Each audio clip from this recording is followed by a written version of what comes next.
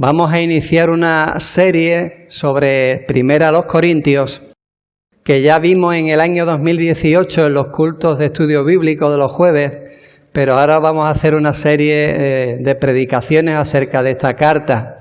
Y vamos a leer los primeros 9 versículos de la primera carta del apóstol Pablo a los Corintios, que dice así: Pablo, llamado a ser apóstol de Jesucristo por la voluntad de Dios, y el hermano Sóstenes, a la iglesia de Dios que está en Corinto, a los santificados en Cristo Jesús, llamados a ser santos con todos los que en cualquier lugar invocan el nombre de nuestro Señor Jesucristo, Señor de ellos y nuestro.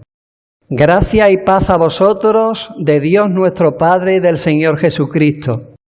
Gracias doy a mi Dios siempre por vosotros, por la gracia de Dios que os fue dada en Cristo Jesús, porque en todas las cosas fuisteis enriquecidos en Él, en toda palabra y en toda ciencia, así como el testimonio acerca de Cristo ha sido confirmado en vosotros, de tal manera que nada os falta en ningún don, esperando la manifestación de nuestro Señor Jesucristo, el cual también os confirmará hasta el fin, para que seáis irreprensibles en el día de nuestro Señor Jesucristo.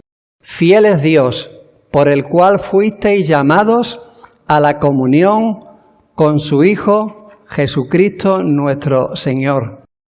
Bendito Padre Celestial, Señor, te damos gracias, Padre, por tu palabra, y te pedimos, Señor, que sea bendecida en nuestros corazones, Señor, aplicada por el Espíritu Santo, iluminado, Señor, nuestro entendimiento, para que podamos entenderla, creerla y aplicarla a nuestra vida diaria, Señor.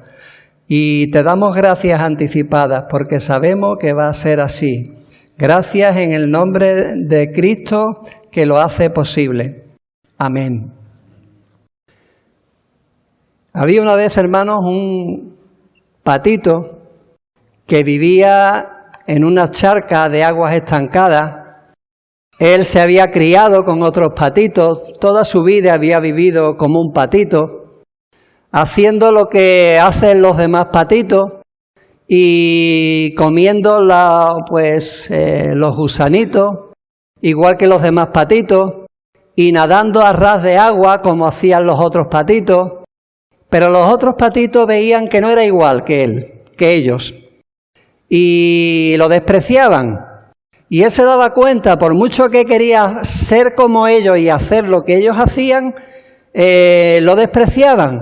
¿Y sabéis cómo le llamaban a ese patito? Era el patito feo. Le llamaban el patito feo porque aunque se comportaba como un patito, él no era un patito. Pero él no se dio cuenta hasta que un día, mirando en el agua, vio reflejado en la superficie su propio rostro, su imagen. Y la imagen no era la de un patito, sino la de un cisne que estaba creciendo. Ya no todavía adulto, pero no era un patito, era un cisne. Y él se asustó pensando que había un cisne detrás de él. Pero vio que no había nadie y volvió a mirar esa imagen que él había visto en la superficie del agua y se dio cuenta que era él mismo. Y entonces lo comprendió todo. Comprendió que los patitos no le aceptaban porque no era un patito. Y se dio cuenta que aunque vivía como ellos, no era como ellos. ¿Cuántas veces él había envidiado a aquellos cisnes que volaban tan alto y tan lejos, y pensó si él algún día podría llegar a volar tan alto y no a ras de agua como los patitos? ¿Cuántas veces él pensó si no podría abandonar esa charca helada en invierno y migrar como lo hacían los cisnes tan lejos? Y se dio cuenta que lo podía hacer, que ya no era un patito, que era un cisne. Y él intentó volar como un cisne, al principio le costó, pero agitó sus grandes alas y poquito a poco fue alzándose, fue volando, al final dejó la charca allí abajo, casi que no se veía, y se incorporó a la bandada de cisnes que sobrevolaban su charca de toda la vida. Y nunca más fue un patito, ni se comportó como un patito, sino como un hermoso cisne. Bien, hermano, esta historia cuenta la realidad que muchas veces ocurre de que vemos personas que se quieren comportar como lo que no son y son rechazadas por aquellos con los que conviven. En la iglesia pueden haber dos clases de hipócritas. ¿Sabéis lo que es un hipócrita? Un hipócrita era el actor de teatro que en el mundo griego se iba poniendo caretas para representar un personaje, pero que él realmente no era ese personaje, sino que lo representaba. Eso era el hipócrita. Y en la iglesia puede haber dos clases de hipócritas. Aquellos que son del mundo, pero se comportan como si fueran cristianos, y aquellos que son cristianos y que se comportan como si fueran del mundo. Ambos serán rechazados como el patito feo, porque se comportan y viven como lo que no son. La iglesia de Corinto es el patito feo de las iglesias del Nuevo Testamento. Hay una denominación que se llama Iglesia de Filadelfia, la iglesia del Apocalipsis a la que no se le pone ninguna pega. Yo estoy seguro que podría haber otra denominación que se llamase la iglesia de Tesalónica. Pero ¿quién le pondría a su iglesia local la iglesia de Corinto? Nadie. Es más, si quisiéramos iniciar una serie acerca de lo que es ser un cristiano, quizás no tendríamos que ir a otra carta, no a la carta de Pablo a los Corintios, porque la iglesia de Corinto era una iglesia formada por creyentes que en su gran mayoría se comportaban como lo que no eran, gente del mundo. Y la intención de la carta de Pablo es precisamente esa, que ellos se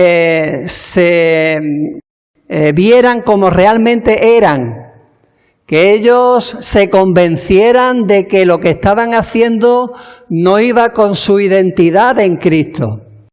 Y es interesante y es sorprendente cómo Pablo no empieza como empezaríamos todos nosotros, señalándoles sus pecados.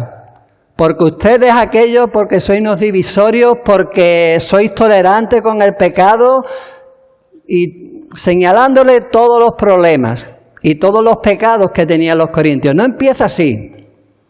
No empieza criticándoles, empieza demostrándoles o mostrándoles quiénes eran realmente, para que se dieran cuenta que vivían como lo que no eran.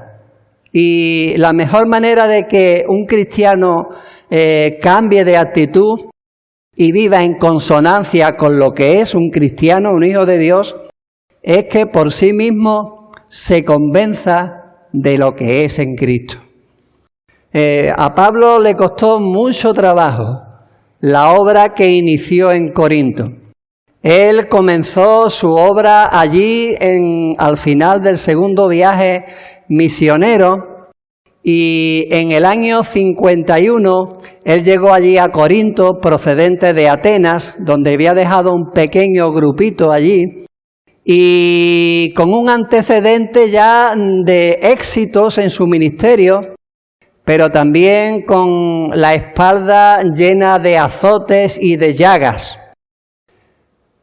Al comienzo de su ministerio ya inauguró su puesta de largo como apóstol, teniendo que ser descolgado de la muralla de Damasco porque lo iban a matar. Después se fue a Jerusalén y se tuvo que quitar del medio porque también se lo iban a cargar.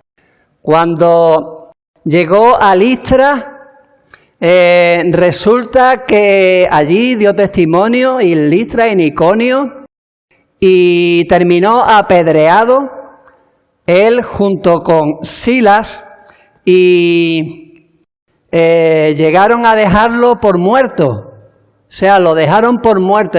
Nos lo hemos cargado. Y luego pues tuvo que marchar de allí también. Y no hacía mucho, antes de llegar a Corinto, él estuvo en Filipos, donde fue encarcelado, donde fue azotado con vara y que al final tuvo que irse de allí también. Así que Pablo sabía que los corintios era parte de su legado como apóstol y le había costado mucho sufrimiento a aquella ciudad. Y al llegar Pablo allí a Corinto, con todo ese éxito, pero también con su llaga y sus marcas como apóstol, comenzó a predicar el Evangelio en la sinagoga, como él solía hacer. Allí en la sinagoga se convirtieron el principal, que era Crispo, y también se convirtió Sóstenes, que era principal de la sinagoga, y que si lo veis, aquí es el escribiente de Pablo cuando les manda la carta desde Éfeso. Pablo dice que está también con el hermano Sóstenes. Este Sóstenes era principal de la sinagoga de Corinto, que se convirtió, y al que por cierto también lo lincharon en Corinto y le dieron una paliza de muerte. Y probablemente por eso se fue con Pablo en su viaje misionero, ¿no? Y ahora estaba allí en Éfeso enviándole la carta. Cuando ya los judíos de la sinagoga terminaron por echarle, él comenzó a reunirse junto con un grupito en una casa al lado de la sinagoga, propiedad de un tal Justo, que también se convirtió. Justo no asistía a la sinagoga, pero era griego y no se quiso bautizar en la sinagoga, como hacían los que no eran judíos que aceptaban el judaísmo. Era lo que se llama un temeroso de Dios. Pero cuando se convirtió al Señor, Pablo lo bautizó, junto con muchos otros. Y también fue el ministerio en Corinto que tuvo que llamar a Silas y a Timoteo para que viniesen de Macedonia para ayudarles allí. Y estuvo allí 1 año y medio.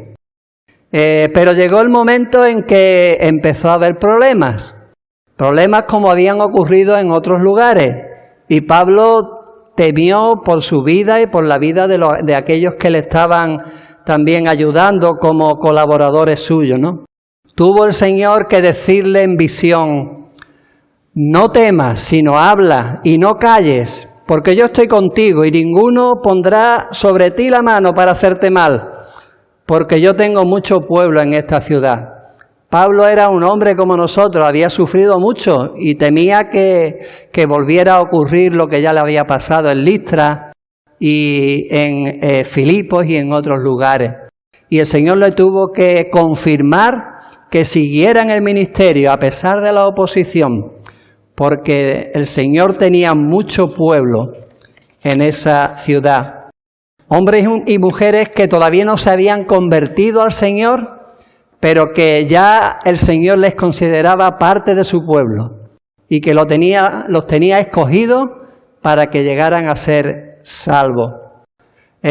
Fue acusado de ir en contra de la ley romana ante el procurador, el procónsul romano Galión, y aunque salió absuelto de la acusación, al pobre Sóstenes, que ya por aquel entonces era principal de la sinagoga, pero se había convertido al cristianismo, lo cogieron los griegos y le dieron una paliza. No obstante, cuando Pablo marchó de Corinto, porque él tenía un voto que cumplir y tenía que ir a Jerusalén, allí dejó una iglesia fuerte, consagrada al Señor, con sus ancianos, una iglesia ordenada y organizada.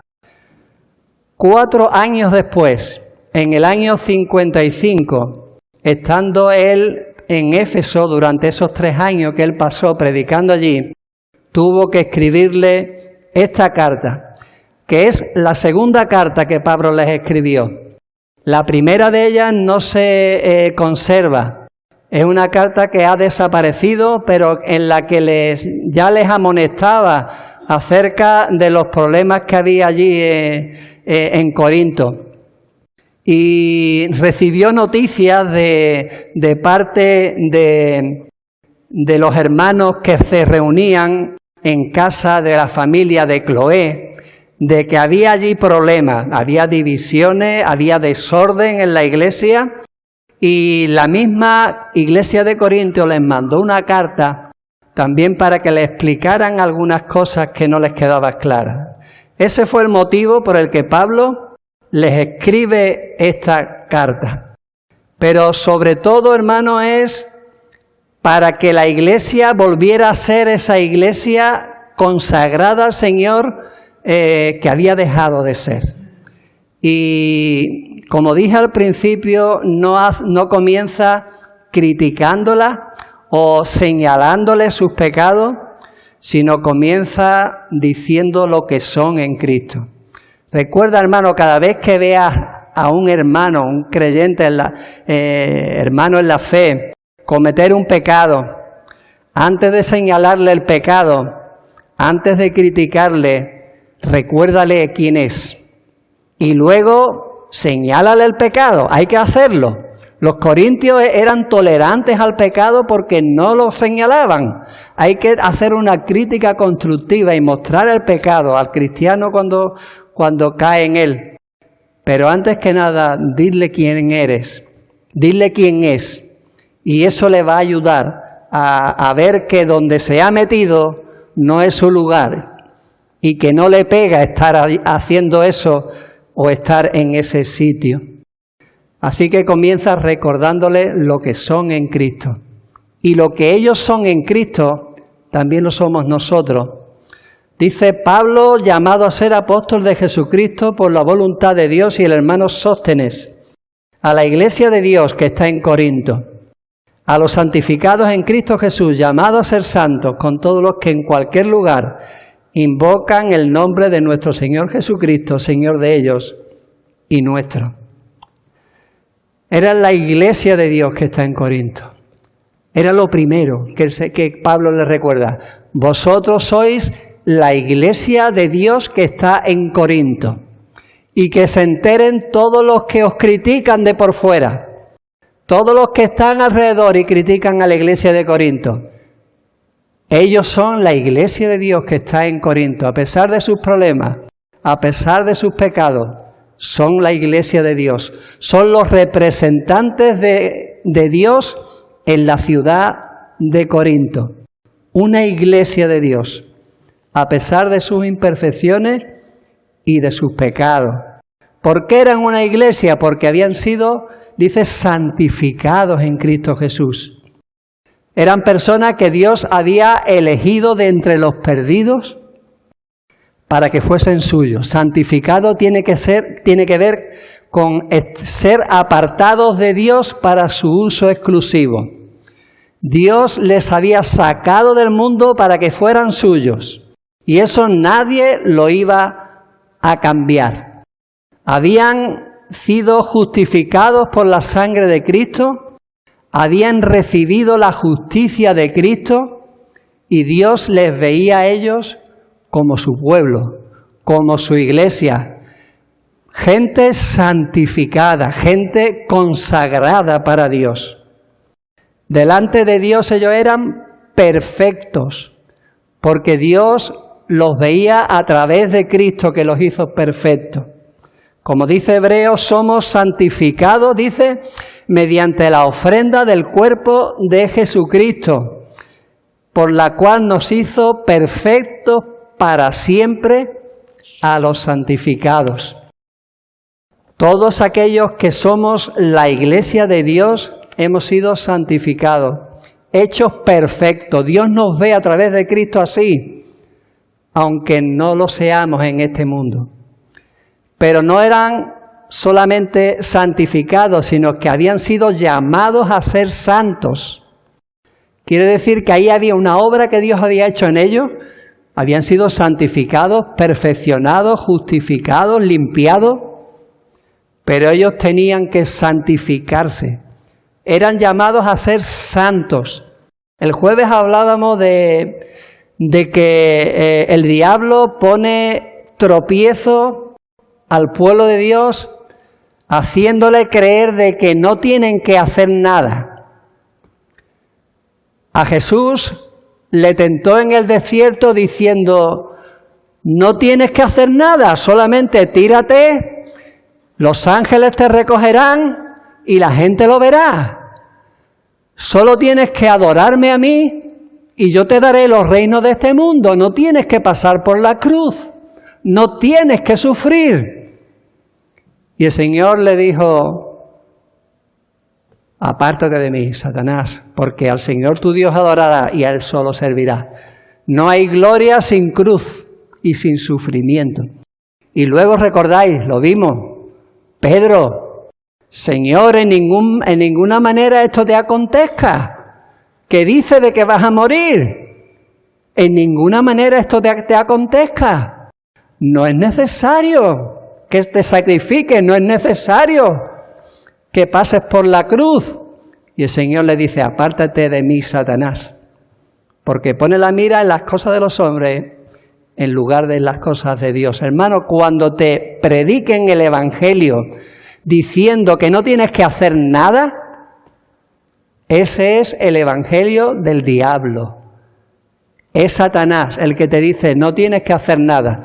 Tú crees en el Señor Jesucristo y no tienes que hacer nada. Eso no es verdad. El Señor te hace santo cuando crees en Cristo, pero también te dice que te tienes que santificar, que te tienes que negar a ti mismo y tomar tu cruz. Si tú no te niegas a ti mismo, realmente no has entendido qué es ser cristiano. Santificarse es negarte a ti mismo para dejar de hacer tu voluntad y hacer la voluntad de Dios. Y si alguno no ha comprobado que eso es un gran sacrificio, es que verdaderamente no es cristiano, ni nunca lo ha sido. Si has creído en el Evangelio de no tienes que hacer nada, te han engañado. Ese es el Evangelio del diablo, no el Evangelio de Cristo. Cada cosa que ellos hacían, que ellos decían, que ellos pensaban, debía estar en armonía con esa verdad. Debían buscar la santidad. Recordad que Dios lo había apartado para su uso exclusivo y no podían dedicarse a otros usos. No podían vivir para ellos, sino para Dios y para nadie más. Así que ellos se tenían que negar a sí mismos. Si no se negaban a sí mismos, terminarían, como decíamos también, negando a Dios. No se podía tener el mundo y la vida. El que tiene en Cristo tiene la vida, pero tiene que dejar al mundo. No se puede servir a dos señores. Y ellos formaban parte de la iglesia local de Corinto, apartados de Dios para su uso exclusivo, y debían vivir con esa identidad. Y formaban parte, hermanos, de una iglesia, no solo local, sino de una iglesia universal. Pablo le dirige la carta no solo a ellos, sino a aquellos que en todo lugar invocan el nombre de nuestro Señor Jesucristo. Y por lo tanto a nosotros también. ¿Qué es invocar el nombre de nuestro Señor Jesucristo? Tiene que ver con acogerse a la gracia de Dios cuando te sientes perdido. Invocar es clamar cuando te sientes completamente condenado. Si quieres saber si alguna vez has sido cristiano, piensa si alguna vez te has sentido completamente perdido y te has acogido a la gracia de Dios clamando al Señor en busca de salvación. ¿Te has sentido perdido? Señor, sálvanos que perecemos. ¿Te has sentido así? Entonces eres cristiano. A pesar de que puedas estar en algún momento un poco perdido en este mundo y haciendo lo que no te corresponde. Si has clamado al Señor, si has invocado el nombre del Señor en busca de salvación, porque has reconocido que mereces la condenación y que estás perdido, eso es un cristiano. Interesante, Pablo se identifica con ellos. ¿Quién se identificaría con una iglesia así? Pero él dice, Señor nuestro y vuestro. Perdón, no dice Señor nuestro y vuestro, sino Señor de ellos y nuestro. El Señor de los Corintios también es mi Señor. Recordad que en aquel entonces la iglesia no se reunía en un único lugar, sino que se reunían en las casas y había grupitos. Imaginaros el peligro para una iglesia que se estaba dividiendo y que uno era de uno, otro era de otro, como después veremos, que se reunieran también en grupitos. Pablo ya le está diciendo, el Señor es Señor de ellos y nuestro, de ellos y vuestro. No tenéis dos señores, tenéis uno solo. Sois la iglesia de Dios en Corinto, debéis estar unidos. Y le sigue recordando lo que habían recibido del Señor. Habían recibido la gracia de Dios. Dios estaba a su favor. Dice, gracia y paz a vosotros, de Dios nuestro Padre y del Señor Jesucristo. Gracias doy a mi Dios siempre por vosotros, por la gracia de Dios que os fue dada en Cristo Jesús. No hay mayor bendición de parte de Dios que ser destinatarios de su gracia. Tener el favor de Dios es lo mejor que nos puede ocurrir. La paz con Dios, la paz de Dios recibida por gracia, es la mayor de las bendiciones. Sin embargo, había trabajo que hacer. Habían recibido la gracia de Dios, pero Pablo pide por más gracia para ellos. Gracias doy a mi Dios siempre por vosotros, por la gracia de Dios que os fue dada en Cristo Jesús. Y eso ya lo tenéis. Pero gracia y paz a vosotros. Os deseo más gracia, más paz, porque os hace falta. Porque Dios todavía no ha terminado su obra en vosotros. Y en nosotros tampoco, hermanos, ni en esta iglesia, ni en cada uno de los verdaderos creyentes. Había trabajo que hacer, pero habían sido muy bendecidos. Miguel Ángel lo recordaba esta mañana, hermano, cuántas bendiciones nos ha dado el Señor. Bendiciones que muchas veces se nos escapan, ¿verdad? Se nos olvidan. Pero el Señor nos ha bendecido, como dice en otro lugar, con toda bendición en los lugares celestiales en Cristo.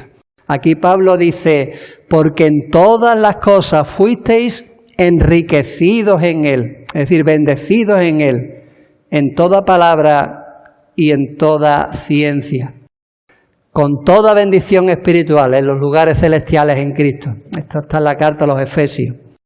Enriquecidos en todas las cosas que iban a necesitar para vivir en santidad como debe vivir un cristiano y una iglesia. Dios no le pide más de lo que Él le ha dado para que con esos recursos puedan obedecer. Si Dios te pide algo, te va a dar los recursos para que obedezcas. Él no te pide imposibles, pero no lo puedes hacer por ti mismo, sino por medio de los recursos que Él nos da, ¿no? Él les dio la bendición de entender la palabra y de conocerle. Dice que fueron enriquecidos en Él en toda palabra y en toda ciencia. Recibieron la palabra de Dios, la conocieron, la entendieron y la creyeron. El Espíritu hizo esa obra de convencerles de pecado.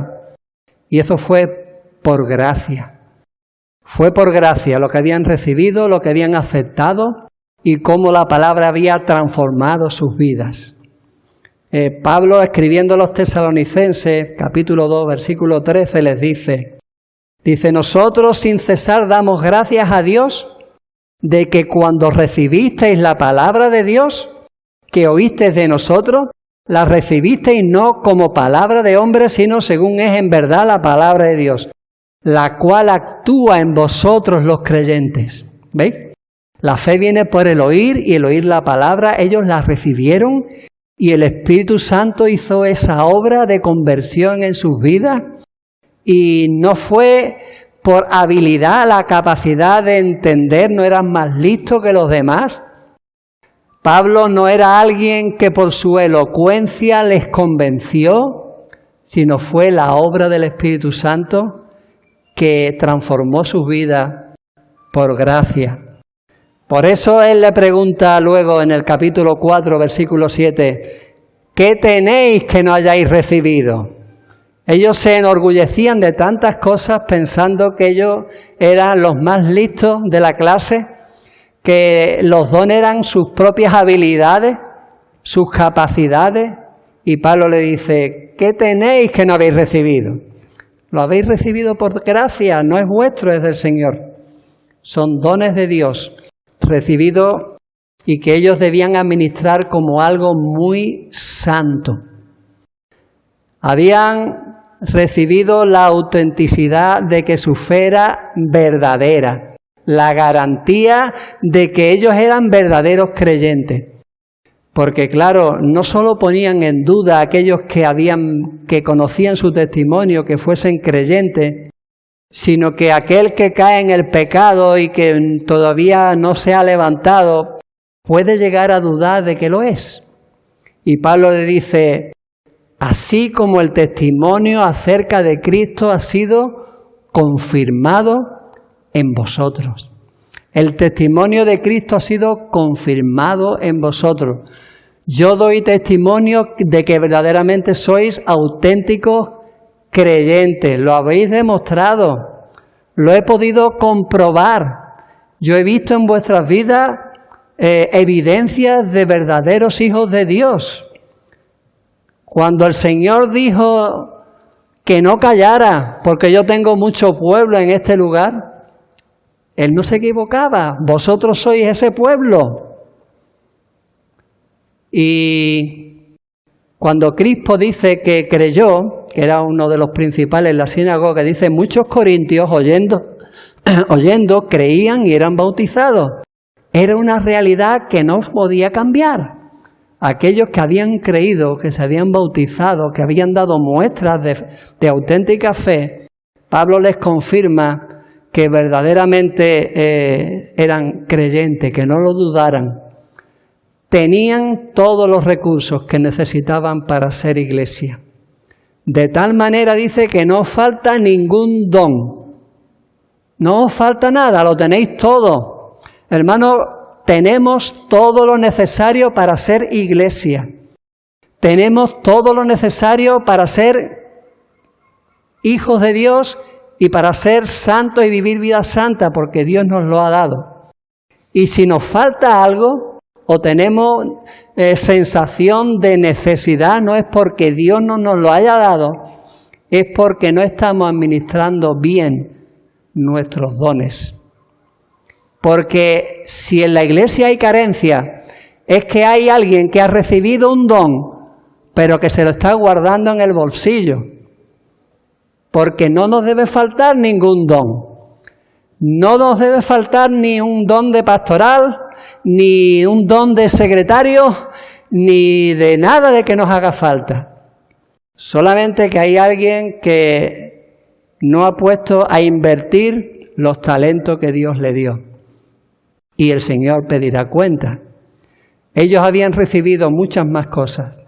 Tenían una esperanza que antes no tenían. Dice que esperaban la manifestación de nuestro Señor Jesucristo. Antes vivían sin Dios, sin esperanza, y ahora tenían esperanza. Maranata, Cristo viene, lo decíais cuando yo estaba entre vosotros. ¿Qué ha pasado? ¿Se os ha olvidado? ¿Se os ha olvidado que esperamos la venida de Cristo? Que lo hacemos que lo debemos hacer no solo con esperanza, sino con confianza de que cuando el Señor venga nos haya haciendo lo correcto, en el lugar correcto.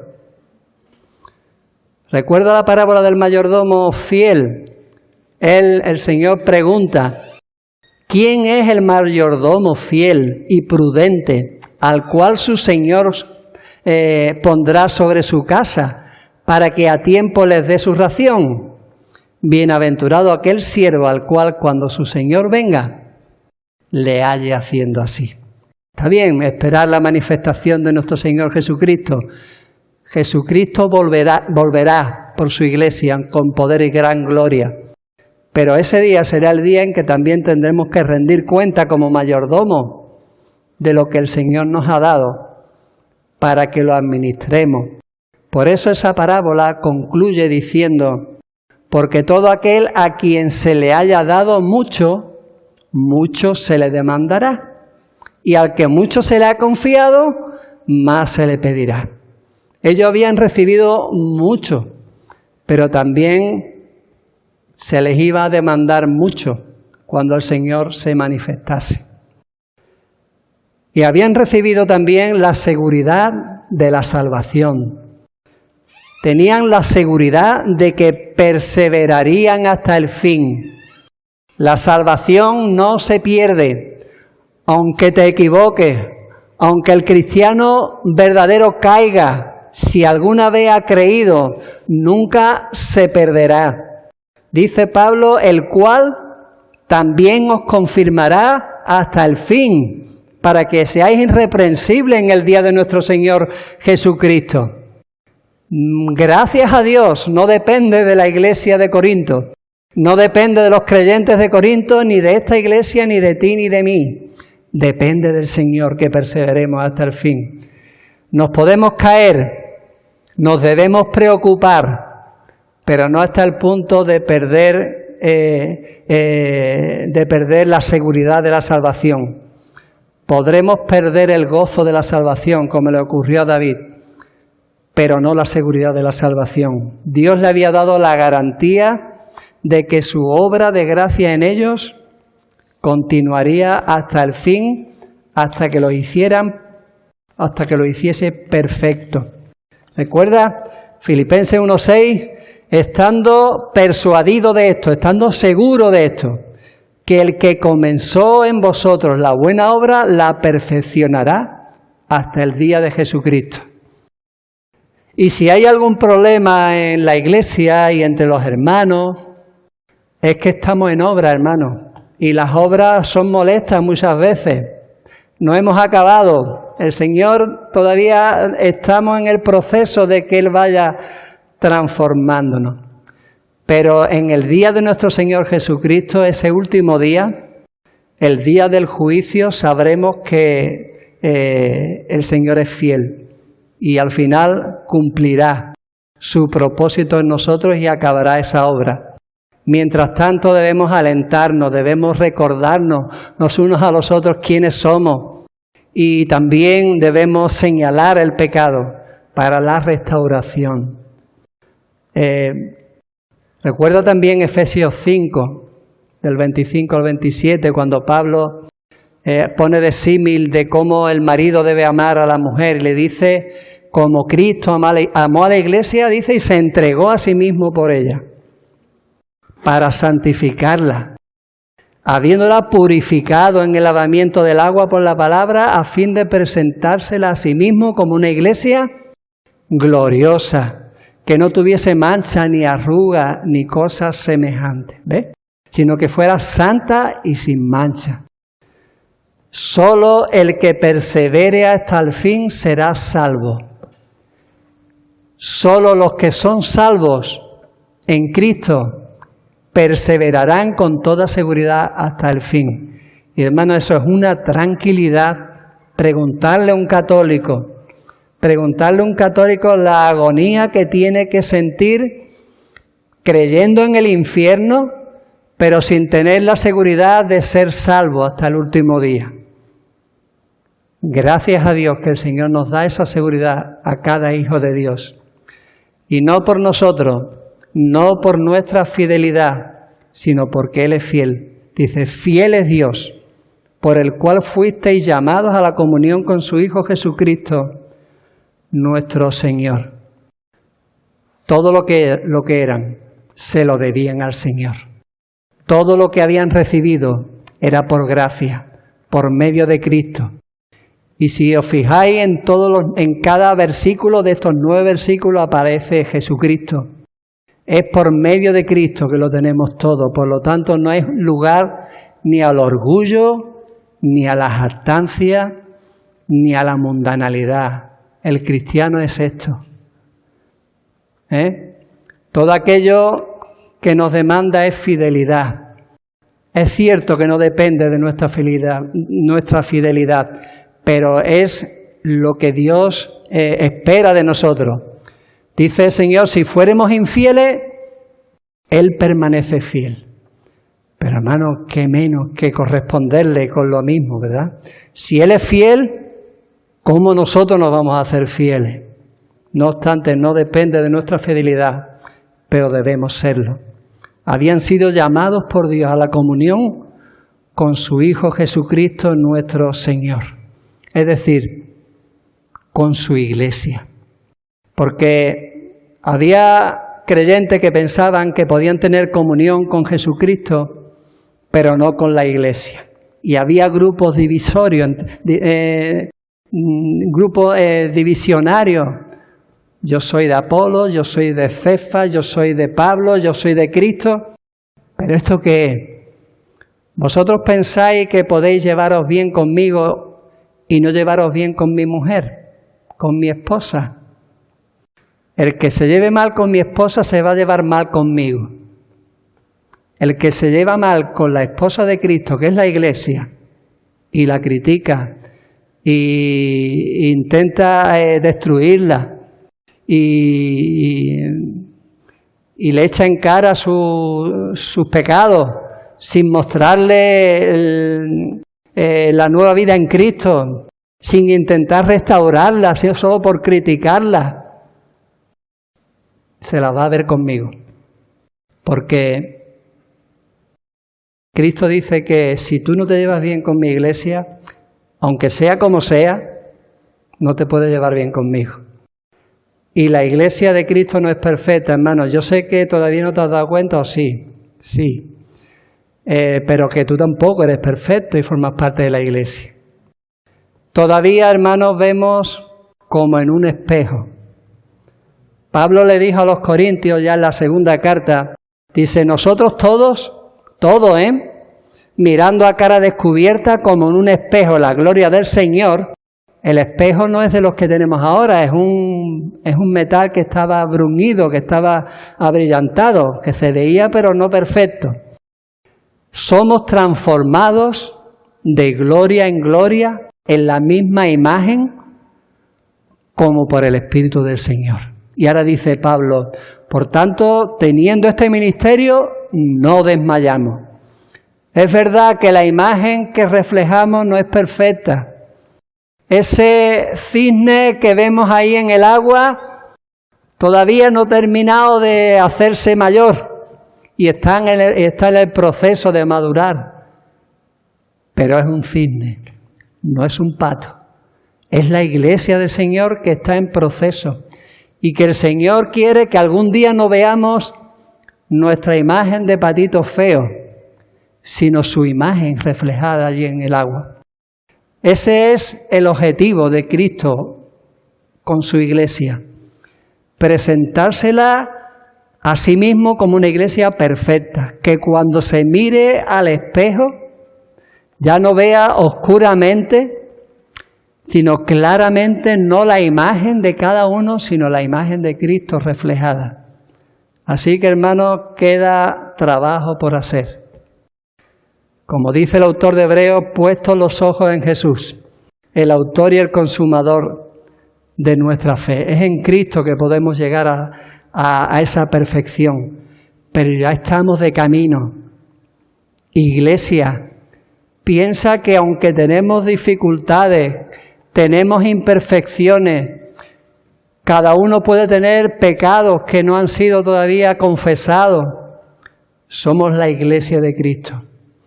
Y que no nos pega muchas veces ni lo que decimos, ni lo que hacemos, ni dónde estamos.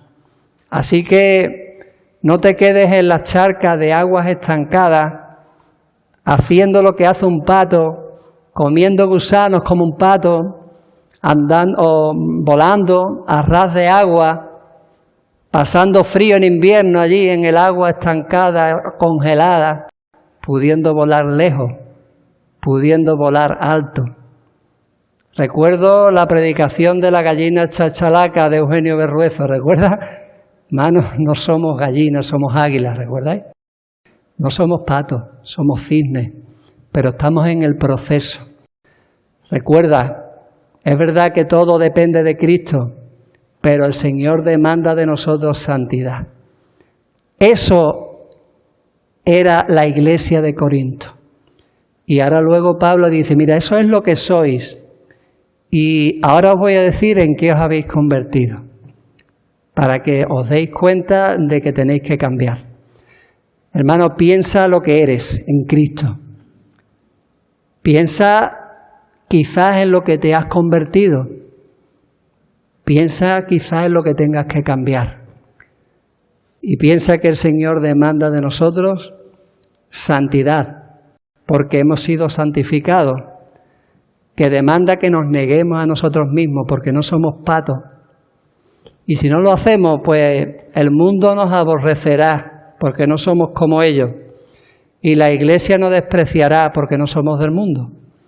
Ese es el trabajo que Dios tiene por delante, pero que nosotros también tenemos que hacer nuestra parte. Así que damos gracias al Señor por su misericordia, porque nos recuerda, antes de decirnos lo que hacemos mal, nos recuerda lo que somos en Cristo. Y eso, gracias a Dios.